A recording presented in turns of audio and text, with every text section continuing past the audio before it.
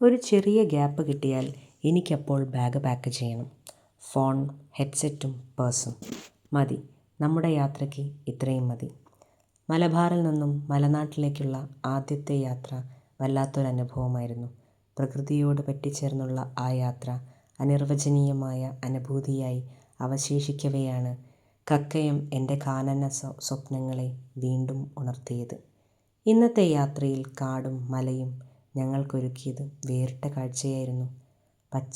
പച്ചകൂടി കറുത്തൊരു കാനനക്കാന്തിയും തണുപ്പുകൂടി കുളിരുന്ന കാറ്റും ആന വരരുതേയെന്നുള്ള പ്രാർത്ഥനയും ആനയെ കാണാനുള്ള ആഗ്രഹവും. ഹോ, പറഞ്ഞാലും തീരില്ല, എഴുതിയാലും തീരില്ല. അത്രമേലാണ് വന്യതയിൽ ഞാൻ വശ്യപ്പെട്ടിരിക്കുന്നത്. മനസ്സിൽ കൊണ്ടൊരു പാഠവും എനിക്ക് മലനാട് നൽകിയിട്ടുണ്ട്.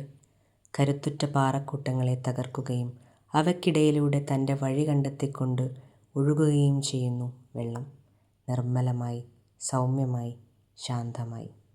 Nothing is softer than water, but its force can break even the strongest of rocks.